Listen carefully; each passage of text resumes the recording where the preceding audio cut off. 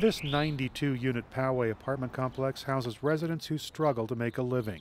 Single mom Carla Esparza has lived here 9 years, and she enjoys watering the plants on her front porch with her daughter Isabella. The same sun that bakes Esparza's plants also shrinks her electric bill, thanks to the solar panels on the roof. Before I couldn't put the AC much because I was afraid of how much my bill was going to come up to. But now with the solar panels, I don't worry about it. It's wonderful. The single mother of three's electric bill has been cut in half by the complex's solar system, and that means a lot when it comes to family finances. With that money that I'm saving, I could buy other things that I was not buying before, like was out of my budget. That's in my budget, so I could take my kids maybe to the movies or do something else, buy something that I couldn't before, take them out to eat. Yeah, absolutely. There's an economic development component to keeping that wealth in people's pockets and not spending it on energy costs. Gabe Del Rio is the Chief Operating Officer at Community Housing Works, a nonprofit developer of affordable housing. Parkview Terrace is one of the organization's 7 solar-powered affordable housing projects. He says the economics made sense for the complex and the residents. We're talking about saving 58% on average of our residents' cost, which when you add up across 92 apartments is $1,700 a month that are being saved by residents here that frankly can be spent elsewhere in our economy. President Barack Obama recently recognized Community Housing Works as a leader for its efforts to bring solar power to affordable housing. The president wants affordable housing projects to have 100 megawatts of solar capacity nationally. That's enough to power 100,000 homes.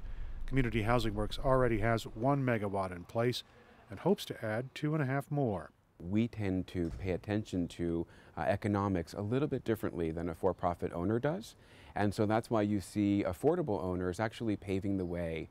And also, we're good at getting grants. The region has embraced solar power, and a recent Environment California report finds there's enough solar capacity in San Diego County to power 120,000 homes, but multifamily buildings lag behind.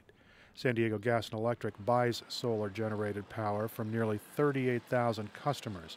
That's called net metering. Ben Erik works for the California Center for Sustainable Energy. Solar has just become a very normal thing. Just like any appliance or anything that you would do to your home, we're hearing ads on the radio all the time. We're seeing, in the newspaper, we're hearing about it, your neighbors are talking about it. So it's become very common.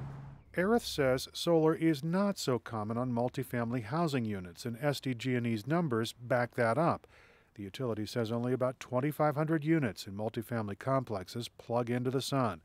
He says the upfront cost of a multifamily system can be daunting, and there are other obstacles. Financing, when you think of how it's going to be paid for, logistically, when you think of where it's going to be put, how you're going to get that power to the tenants. This bank of meters represents the 60 units at the Mission Heights condominium complex in Mission Valley. Erik says there's no room to put a solar converter next to every meter here, but there are options. You aggregate that up for this size system, you're probably looking at a 200 maybe to 500 kilowatt inverter. You put it right here, okay? All you have to do is run the power from that PV system into here, okay? You have that meter, the utility meter, and it's going to run right into the utility meter. The AC power is going to run into the utility meter and into their wires. The utility can then total the energy produced, split up the savings between units, and credit individual customers' bills. It's called virtual net metering. The Mission Heights complex took advantage of those rules to install a solar-powered hot water system that serves the entire complex. The $80,000 system replaces a conventional boiler that just wore out. It's up to the HOA, like we have here, or the apartment owner to determine what that financial outlook looks like in order for them to actually give the go-ahead on the project. Erik says there are a lot of questions about why solar panels are more popular on single-family homes. He says the U.S. Energy Department is funding a San Diego study that will look at just that. The findings might identify a strategy that could lead to more solar systems. Erik Anderson, KPBS News.